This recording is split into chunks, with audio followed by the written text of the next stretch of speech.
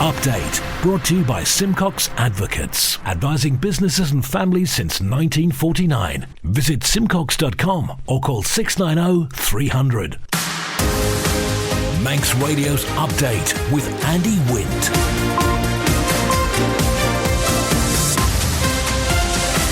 Faster May, good evening, it's 5:30. This is Update for Friday, 1st of March 2024 from Manx Radio.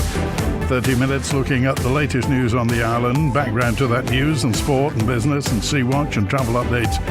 And the newsmakers in person. This evening, Braddan commissioners mustn't talk to Manx Care. The latest on the measles situation. Ramsey needs more for young people, says a candidate. Support for domestic abuse victims, and the Ravens hope to bounce back at the Bowl tomorrow. Man Benham for all your business and legal needs.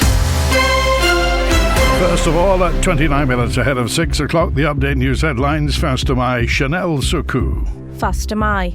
A yellow weather warning is now in place on the Isle of Man for ice and further hill snow. There's also the continued risk of sleet or snow on our roads.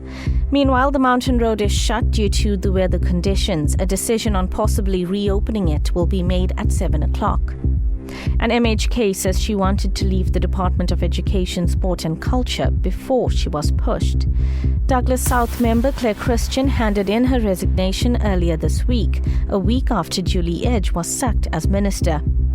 And one of the government's top health advisors says they're continuing to monitor the situation here as the UK sees a spike in measles cases. In international news, the UK Prime Minister is expected to speak outside Downing Street shortly. It's understood he's going to talk about events in Parliament last week and the need to protect the UK's democratic processes. An inquest revealed Thomas Kingston died from a traumatic head wound. A gun was found near the 45-year-old's body in a part of his parents' home on Sunday. And reigning Formula One champion Max Verstappen will start from the front in tomorrow's season-opening Grand Prix in Bahrain. The Red Bull driver qualified quickest ahead of Ferrari's Charles Leclerc. Those were your headlines. News at 6. Secure tomorrow today with Man Benham's guidance on powers of attorney and more. Manx Radio Weather with Manx Glass and Glazing. Goramaya, thank you. Chanel from the Ronaldsway Met Office. There is a strong wind warning in operation for the North Irish Sea. State of sea is slight or moderate. As you heard, there is a yellow weather warning in place for ice and snow. Rain, sleet and snow will clear through the evening. A risk of a wintry shower on the hills overnight. Minimum 2 degrees at sea level overnight. Freezing point on high. And for Jasan, possible frost and ice first thing, then sunny intervals, scattered showers in a light northerly up to 6 degrees. After dark, the wind will bank northerly down to 4 degrees. Sunday, Jadooni is dry and bright, light southwesterly and 7 degrees. Sunset at 3 minutes before 6 this evening, low water 5 to 9, high tide 3 minutes before 3 a.m, sunrise 3 minutes after 7, low water 21 minutes after 9. The Manxman is in the harbour. We got delays and cancellations at Ronaldsway tonight. Manx Glass and Glazing are proud to be an approved contractor with Construction Isle of Man. Call the team on 674 573 or visit the showroom on the Snugborough Trading Estate.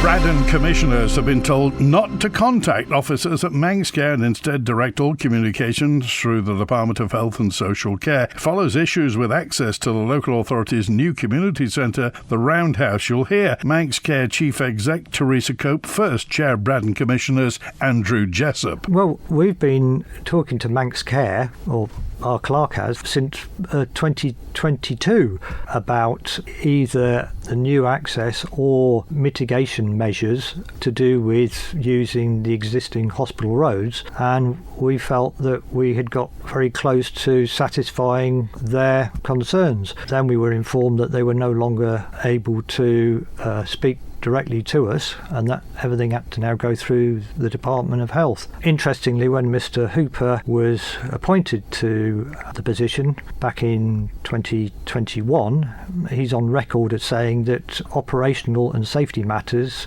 at the hospital were a matter for Manx Care, not the department.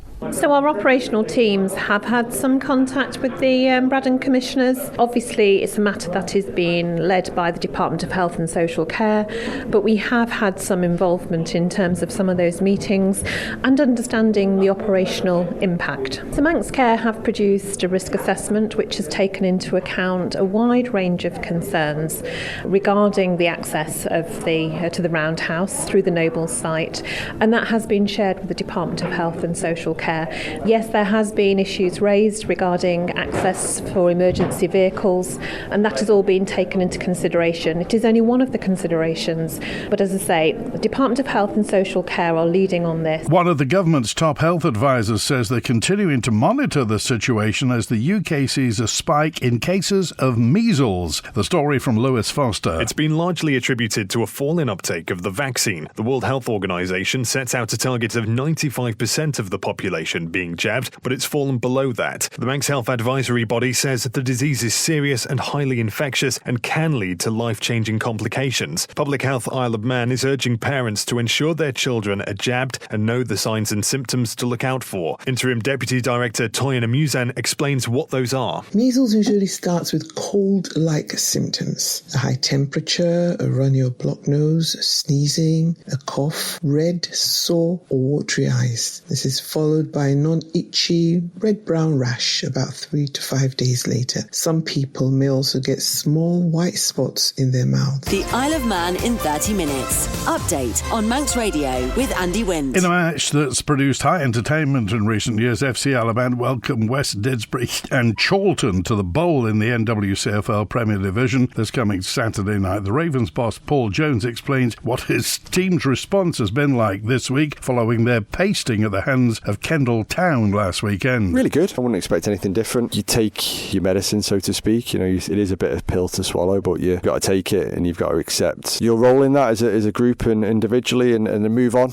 and make sure it doesn't happen again. And that's basically been the focus this week. And, very quickly, not too quickly, but very quickly, everyone moved on and delivered a really good training session Tuesday and a good session again on Thursday morning. And ready to put it right against West Didsbury. We go through little spells, don't we, where it looks like maybe we've solved it, and then you get a shock like we did in that first 7 minutes on Saturday, and clearly we're not quite there yet. West Didsbury are a really good side. They try to play, they'll play proper football, so to speak. They'll play through the thirds and look to open teams up through good play. We need to counter that, and we need to make sure that we're able to expose areas of their game that we feel they're not quite as good as they could be. So hopefully not too open from my point of view, but hopefully lots of chances at the West Didsbury end of the pitch and not too many at our end. West Didsbury are coming excited to play on a decent surface, and they'll be wanting to show what good footballers they are as well. And we think hopefully that we've got more than enough to get something out of the game, and I guess time will tell. This Saturday is a great opportunity to get back on winning ways. We feel like we're capable of doing that. We shouldn't ever see this season a performance like we had in that first 10 minutes against Kendal last weekend. The players are fully aware of what we expect from them, and my hand has been forced a little bit in terms of making some changes, because that wasn't what I expect to see from a team that wear the FC Isle of Man shirt. The players that have the shirt on Saturday, I fully expect them to push really, really hard, and those that come off the bench hopefully will either sustain the performance or change the game in our favour as required. A candidate in the upcoming Ramsey Commissioner's by-election says the town needs to be more inclusive for young people. Joe Callister, Sandra Cottam-Shea, Pauline Johns-Garrett and Sarah Kennedy-Hay are competing for the seat. We'll hear from all the candidates on Manx Radio, but first, Mr Callister says, well, have a listen. I've decided to stand as a commissioner, as Ramsey's my hometown, and the people are lovely. I do see that there are problems, and there are also some amazing retail units, and I'd like to bring about some transparency in government, or at least in the town hall. And I just want to make sure that for everyone, Ramsey is a lovely place to be. I'm interested in the community and the culture, green spaces and town attraction. getting people to be able to access nature. So there are some areas in Ramsey that are difficult for those with mobility issues to get to. Inclusion and transparency is another area I'd like to look at, especially with inclusion, because I think the language of politics, no one inherently understands it. And it'd be good if I can sort of break that down, get more people involved, so we've got more of a diverse group. One of the concerns in the town, well, two of the concerns have always been with the parking, and another concern has been with the brownfield sites. So with people's vote, if I become a commissioner, I will become knowledgeable enough. I will listen across the board, everybody's ideas, and they are priorities to focus on. I believe we need to make it more inclusive for younger people, for the youth. Once they reach an age where they can't go to the youth centre no more, they find themselves with little to do, they might get themselves in trouble. So one of the areas I'd like to focus on, and that goes alongside inclusion, I'd like to be able to build a warm shelter, a hangout for younger people, even a spot where they're allowed to graffiti. I'd like to improve on the events that we already have. Sea Watch with the Isle of Man Steam Packet Company. Motor vessel Manxman left Heysham at 3 minutes past 2. She's safely on the link span now in Douglas Harbour. Will be departing at 7:45 this evening, heading to Heysham. There about 11:30. The overnight departure 2:15. Back to Douglas at 6 tomorrow morning, and the Saturday morning departure 8:45. Manxman heads to Heysham. Follow the Steam Packet on Twitter for the latest sailing information. And MHK says she wanted to leave the Department of Education, Sport and Culture before she was pushed. Douglas South member Claire Christian handed her resignation in earlier this week. The government's been contacted for a response. Here's Miss Christian. When I can see so much happening, and I had the support, definitely, or I certainly gave the support to the then Minister Julie Edge, I felt like I could fight from within, and I don't think that fight from within is we are able to do that anymore. I think that everybody says, oh, go into the department so that you can make the changes. But I've just seen too many examples now of actually, I didn't need to be in a department to bring the motion for the healthcare levy, the surcharge. So I'm hopefully going to make a difference outside. I think going on your own terms is really important. So you felt like you might have been pushed? Conversations were already immediately happening that week between the new minister and other ministers. In the old days, you had conversations with the Chief Minister about your role. So I'm a little bemused as to why these conversations are happening between ministers and members. And there seems to almost be this sort of, I'm not sure why he doesn't want to confront members and have that conversation to them directly.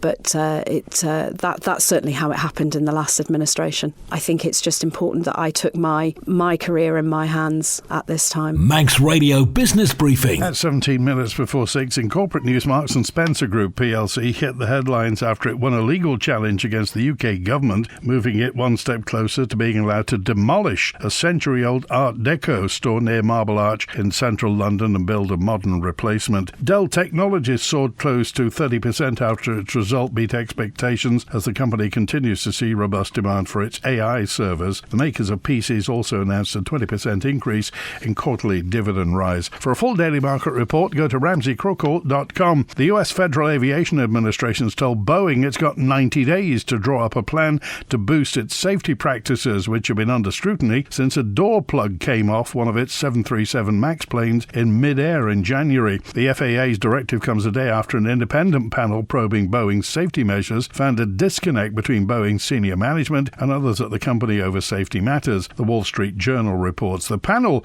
made up of government and industry aviation experts, also suggested that Boeing hasn't got strong enough safeguards in place to stop retaliation against employees who point out safety issues. According to Euronews, the FAA didn't indicate what action it might take if Boeing fails to meet the 90-day deadline. And Ryanair's chief exec, Michael O'Leary, who's been highly critical of Boeing's quality control practices, recently said that production delays tied to the company's safety issues could put Ryanair ticket prices up 10% this summer. The Stock Market Report. brought to you by Ramsey Crookall. UK and Europe closed higher despite the Eurozone inflation release coming in stronger than expected. The ECB, the European Central Bank, will use the latest indicator to chart its future course of interest rate cuts. US markets continued to move up. Oil rose and gold hit a one-month high. The numbers from Ramsey Crookall at the close in London. The FTSE 100 is up 0.8%, 7,688. The DAX in Frankfurt up just over 1/3%, 17,742. In New York City, the Dow Jones Industrial up just over 0.1%, 39,056. The Nasdaq Tech Stocks Index up just over 0.6%, 16,193. And in Chicago, the S&P 500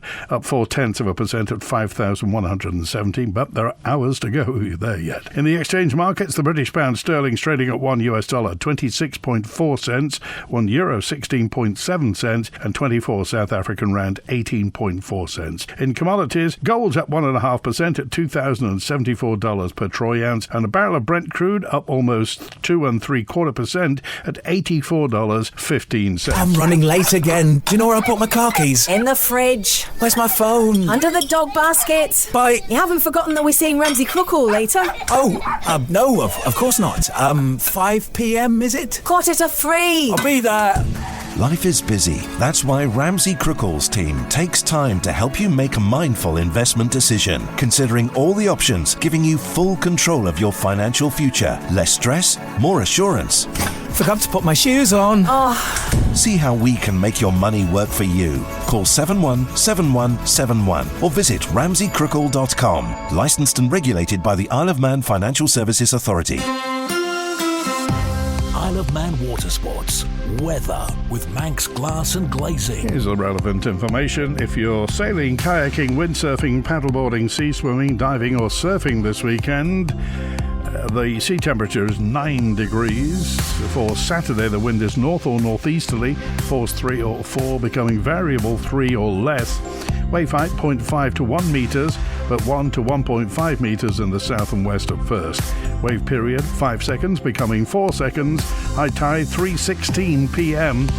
And for Sunday, the wind is southerly or southwesterly, force 3 or less, increasing force 3 or 4. Wave height 0.3 to 0.6 metres. Wave period 4 seconds, becoming 3 seconds. Sunday's high tide 11 minutes past 4 p.m. Manx Glass and Glazing are able to offer an emergency out-of-hours boarding up service. Call 491918. Update brought to you by Simcox Advocates. Manx Care's hoping to improve its support for victims of domestic abuse. Specialist training for safeguarding adults. Jane McElwraith was selected to train to be an independent domestic violence advisor over thousands of other applicants across the UK. She and Head of Safeguarding and Manx Care, Terry Banks, have been speaking to Manx Radio. If you're approached with someone that's made a disclosure about domestic abuse, it's how to manage that. It's been identified in the adult safeguarding nursing team that we've had an increase in domestic abuse referrals. We did have concerns, especially with adults attending emergency department. We do meet adults that have made disclosures, but obviously it's to give extra support as well, and it's been part of my safeguarding role for a lot of years, but especially now in adult safeguarding. So Idvers have been present in all hospitals in the UK for many years, and having come from the UK 2.5 years ago and managed a service very similar to this, I've seen the actual impact that they can have on victims of domestic abuse. So what we did was think, right, we've got Jane who's seen the victims anyway, so we've added that qualification that she will get onto her current post as a safeguarding nurse. So it's a very difficult process for Jane to get through. They're looking at thousands of applications, so we're really proud she'll be the first Manx Care accredited IDVA. And we've implemented what we call routine inquiry. So any patient that comes in, rather than say, what's happened to you, we would say, who's done this to you? ED will phone up, Jane will go down and ask the person that question, who is harming you and what can we do? So we have had an increase. I'm putting that down to hopefully the protection of the legal framework in the Domestic Abuse Act, and now that Jane's in post, I would like to see that staff are asking the right questions, referring to Jane. Jane's going out into the community, and again with the training that we've done and our colleagues with the police, I think it'll be really, really successful for us.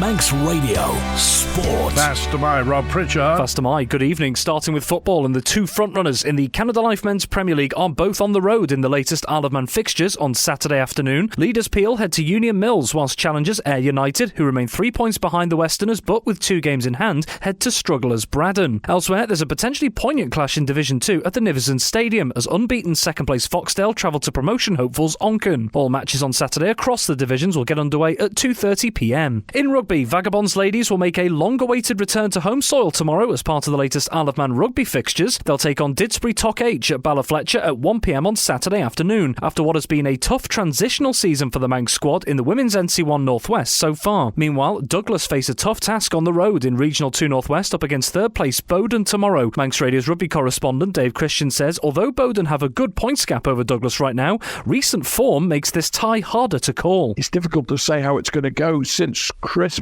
Bowden have just fallen away a little bit. Douglas are going away reasonably confident here, but remember that results haven't gone their way. They've had those injury problems, and you're looking at the form book, you've got to fancy a Bowden win. And finally, Cup action takes the spotlight this weekend in Manx hockey with the semi-finals across the Men's and Ladies' Cup competitions. 4 teams remain respectively in the Men's Cup, Ladies' Cup, Men's Plate, Ladies' Plate and Ladies' Bowl tournaments, with matches beginning from 11am on Saturday morning. Manx Radio's hockey correspondent Ben Cunningham believes the semi-final tie in the Ladies' Cup between title contenders Valkyries A and Castletown A at QE2 in Peel could be one of the picks of the round. Valkyries have looked really good all season, but Castletown Ladies A have really found their form now, and they are showing how they won the league last season. Both sides will want to get into the final.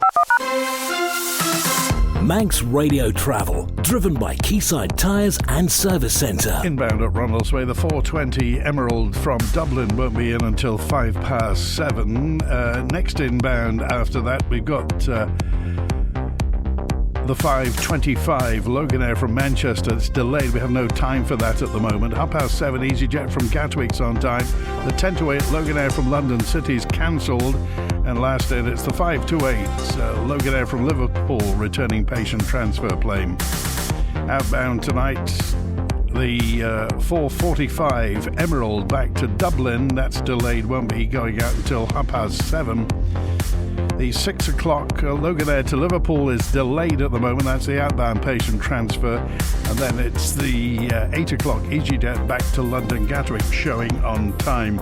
On the roads, Hillside Avenue is closed in Douglas through to Circular Road for adjacent office window replacement. A section of Switzerland Road is closed for construction work. Temporary lights at the bottom end of Summerhill for gas repairs. Brighton Terrace at the Mount Bradder Junction's got some lights for gas main replacement. And face closures on the Starvey Road for water main work, and the bottom end of Ballabooey Road's closed for ditching works. Part of the Loubs Road's closed between Erie Dam and Keonslew Hill for patching works in Foxdale. The bottom end of Mount Gordon Road in Gansey is closed for patching works. Parliament Street's closed from Court Road to the end of Bourne Place for repairs to speed rams. And Colby face closures on the Ballakilferrick Road. Kiandrocka Road in Andrews is closed in phases, and Santa Kirkmichael closes on the Ballalai Road. And the Mountain Road is closed from Ramsey through to the Craig. Ask how you can spread the cost interest-free at Quayside.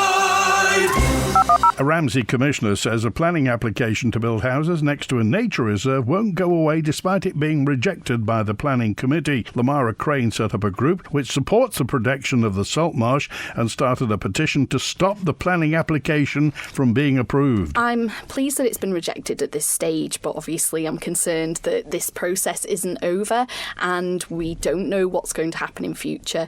At the moment, this was a small victory. You know, the battle has been won, but not the war, so we don't know what's going to happen, and we are concerned about the future of the land and what the developers will come back with. So I guess time will tell. We are taking measures, we are congregating together as a community, as campaigners that are really passionate about this area, and just about having sustainable developments on the Isle of Man, ones that don't damage heritage and important areas of conservation. We would love developers to to target brownfield sites, and that would be the ideal. They've already been built on. They can, of course, take measures to mitigate any damage that may be done if areas have been colonised by species on a brownfield site, and these sites are ripe for developing. Greenfield sites desperately need to be protected. We can't just pave the whole of the Isle of Man. There is a campaign being ran by many different members in Ramsey.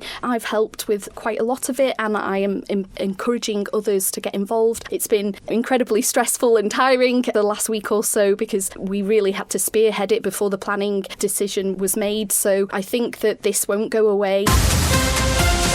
Update brought to you by Simcox Advocates, advising businesses and families since 1949. Visit simcox.com or call 690 300. The Health and Social Care Minister has told a Tynwald committee it's important to look at the issues raised by constituents even when data suggests there isn't a problem. Laurie Hooper MHK says he's comfortable that his department and Manx Care are working to a well-crafted set of matrix, but aren't collecting statistical information for the sake of it. He says, though, the system isn't foolproof. Let's monitor it and try and understand, is that actually an issue? Is that happening? What does it look like? I think the challenge we've got is translating some of that data into something that means something to people, especially when the data and the patient experience are in conflict. So GP waiting times is the best example I can give you of that, where the data we get from the GP practices is relatively good. You know, the average wait time for a GP appointment according to the GPs is 6 days across the island. It ranges from 2 to 15. But then you talk to people who say they've been told they need to wait 4 weeks for a GP appointment. You think, well, hold on a second, that isn't what the data you're giving us shows us what's going on. And actually, quite often there are very valid reasons why those differences exist. Sometimes they're not, it's just miscommunications and things, but that's kind of where the qualitative and quantitative information really needs to kick in. You can't just say, well, I'm told this by the primary care network, it must be true. Actually, what are people really seeing? Yes. And does that back up the data that you're getting from Manx Care? And if it does, which it often does, you can be comfortable that the data is reliable and it's been validated. But actually, if there is a conflict there between what people are actually seeing and reporting versus what the data is telling you, you need to lift a little bit and understand, well, why is that the case? That's it for Update Tonight, brought to you from the resources of Manx Radio's news department, thanks to newsreader Chanel Suku, producer Amy Griffiths. For the latest on the Mountain Road, there will be an announcement around 7 o'clock tonight. Listen to Manx Radio for all the details. In the meantime, have a great weekend. Back on Monday, 5:30. WINT